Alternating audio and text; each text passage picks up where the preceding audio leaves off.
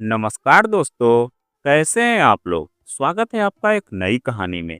और यह कहानी बहुत ही इंटरेस्टिंग होने वाली है, तो इसलिए इस कहानी को पूरा अंत तक जरूर सुने। अभी रात 11 बजे सोए थे और जब आधी रात को फोन की घंटी बजी तो धड़कते दिल के साथ प्रतीक ने फोन उठाया। उधर से पापा की कांपती हुई आवाज आई, तुम्हारी मां नहीं रही प्रतीक। मैं अकेला रह गया। इसी के साथ वह फूट फूट कर रो पड़े। प्रतीक मानो जड़ हो गया कुछ पल को। फिर धीरज देते हुए बोला, आप अकेले नहीं हो पापा, मैं हूं आपका बेटा। मैं अभी निकल रहा हूं, सुबह 9 बजे तक पहुंच जाऊंगा। पर तुम्हारी माँ की कसम का क्या होगा? पापा, माँ की कसम माँ के साथ चली गई। उस कसम से बंधा हुआ मैं उनके लिए कुछ नहीं कर पाया। और अब और नहीं, आपको अकेले नहीं छोड़ सकता मैं। इसी के साथ ही प्रतीक भी रोने लगा। प्रीति उसको सांत्वना देने का पूरा प्रयत्न कर रही थी, पर सच तो यह था, आंसू उसके भी नहीं रुक रहे थे। उसने प्रतीक की जरूरी पैकिंग कर दी। वह स्वयं भी जाना चाहती थी, परंतु काव्या और राजू को वहां ले जाना सुरक्षा की दृष्टि से ठीक नहीं था।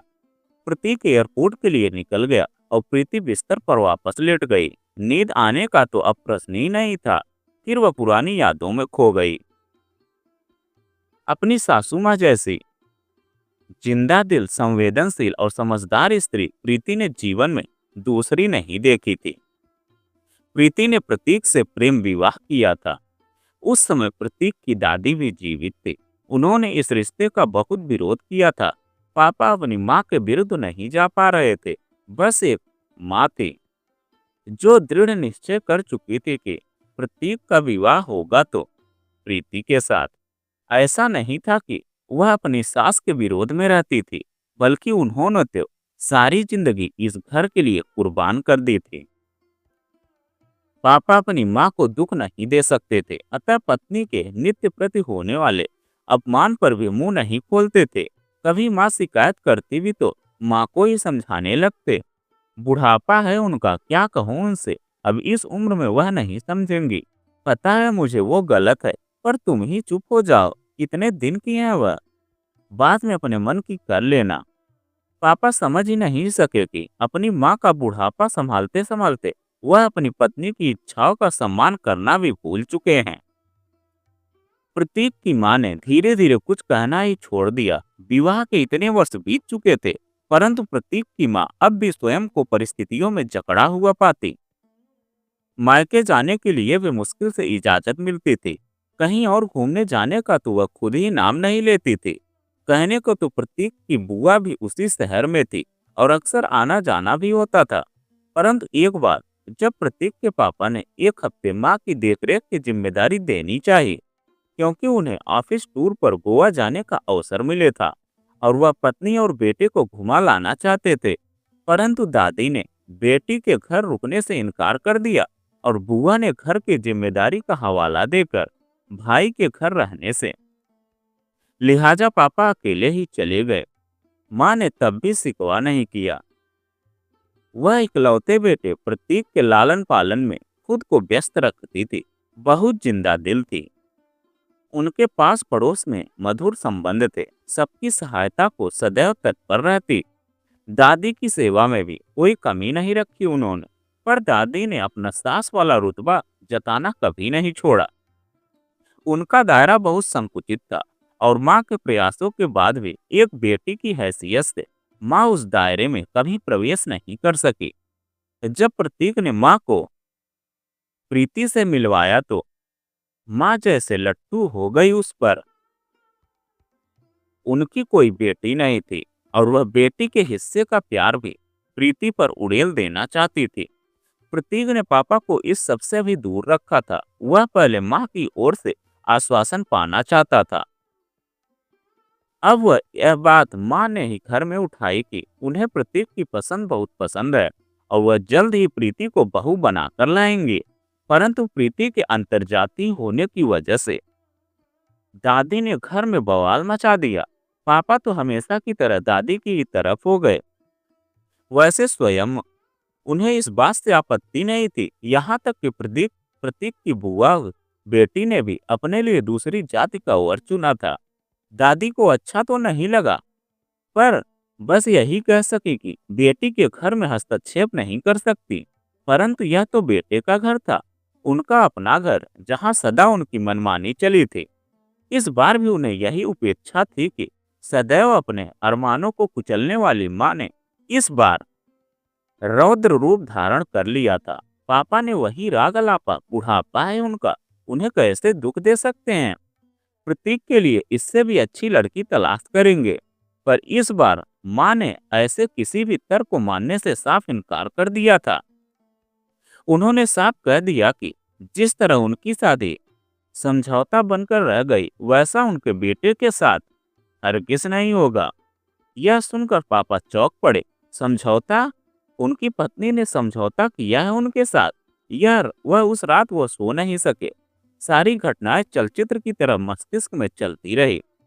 वह गलत नहीं कह रही थी। सारी जिंदगी उन्हें यही आस बधाते रहे कि एक दिन तुम्हारी सभी फरमाइशें पूरी कर दूंगा। बस अब तो सिर्फ अपनी माँ की इच्छा पूरी करते रहे। और पत्नी ने कब का फरमाइशों करना ही छोड़ दिया था। इस बात पर भी ध्यान नहीं गया उनका। एक रिश्ते को खुश करते करते बाकी रिश्तों के साथ अन्याय होता चला गया। जब तक बात खुद की थी, पत्नी सहती गई। अब तो बाप होकर बेटे की खुशियों को भी नजरअंदाज करने जा रहे थे। तुरंत फैसला लिया और पत्नी को सोते से जगाकर यह खुशखबरी सुनाई। वह तो फूली नहीं समाई। उसी समय मुंह मीठा कराने को हलवा बनाकर ले आई। इस खुशी से भरे चेहरे को देखकर प्रतीक के पापा सोच रहे थे कि क्यों उन्होंने छोटी छोटी खुशियों से पत्नी को वंचित रखा। दरअसल उन्हें रिश्तों में बैलेंस बनाना ही नहीं आया। यदि माँ गलत बात का विरोध किया होता तो इसे माँ की अवहेलना नहीं कह सकते, शायद स्थिति भिन्न होती। अब जो हुआ हुआ हुआ। दादी ने थोड़ा थोड़ा क्रोध दिखाया, पर दाल गलती न देखकर शांत हो गई और प्रीति दुल्हन बनकर घर में आ गई। माँ ने उस पर इतना प्यार लुटाया जैसे कोई बदली बरस पड़ी हो। जो प्यार उन्हें नहीं मिल सका था, उसकी कसक आज भी मन में थी। वह कोई कसर बाकी नहीं रखना चाहती थी। कुछ दिन ससुराल में रहकर प्रीति प्रतीक के साथ दिल्ली आ गई। माँ अभी भी कर्तव्यों में बंधी थी। दादी को छोड़कर नहीं आ सकती थी। प्रतीक और प्रीति भी कभी कभी घर पहुंच जाते। अब वह दो प्यारे बच्चों के माता पिता बन चुके थे। माँ तो बलिहारी थी। पापा भी बहुत प्रसन्न थे। दादी अब सचमुच बूढ़ी हो चुकी थी और चलने फिरने में भी असमर्थ थी। माँ पापा की जिम्मेदारी और बढ़ गई थी। वह बच्चों के पास रहने भी नहीं जा पाते थे। एक दिन दादी चल बसी। प्रतीक और प्रीति तुरंत घर पहुंच गए थे। सारी रस्मों के बाद जब घर खाली हो गया तो वह लोग माँ पापा को भी साथ ले आए। 3 महीने वह लोग बच्चों के साथ रहे, काव्या और राजू के साथ। बच्चा बनकर खेलती थी प्रतीक की माँ। प्रतीक ने उन्हें महानगरी घुमाई। उनके लिए ये सब दूसरी दुनिया से कम नहीं था। इन 3 महीनों में वे जितनी खुश थी, वैसा खुश उन्हें पहले किसी ने नहीं देखा था। प्रतीक और प्रीति ने उन्हें हमेशा खुश रखने के लिए यहाँ रहने के लिए कहा, जिसे उन्होंने सहर्ष स्वीकार भी कर लिया। परंतु 3 महीने बाद वे दोनों वापस आए। घर की व्यवस्था करनी थी, जरूरी सामान भी लेकर जाना था। पर इस सबसे पहले ही कोरोना महामारी फैल गई और लॉकडाउन लग गया। माँ और पापा दोनों चपेट में आ गए। पापा तो साधारण लक्षणों के साथ जल्दी ही ठीक हो गए, परंतु माँ की स्थिति गंभीर होने लगी। प्रतीक ने फौरन टिकट बुक कराई, पर माँ ने अपनी कसम देकर आने से रोक दिया। वह नहीं चाहती थी कि प्रतीक या उसका परिवार किसी विपदा में पड़े। प्रतीक रोज उससे विनती करता, परंतु वह अडिग थी। स्थिति थोड़े सुधरने भी लगी थी। सबको लगता खतरा शायद टल गया है, परंतु ऐसा नहीं हुआ। और आज अचानक प्रतीक जब घर पहुंचा तो पापा से लिपट कर बिलख पड़ा। वह बस यही कह रहा था, मैंने तो तुम्हारी भी कसम भी नहीं तोड़ी, फिर तुम क्यों चली गई माँ? इससे तो कसम तोड़कर आ जाता, तुम्हें देख तो पाता। क्रियाकर्म संपन्न हो गया। घर में आने वाला तो कोई था ही नहीं। इक्का दुक्का लोग जो सम्मिलित हुए भी थे वो भी वहीं से वापस हो गए।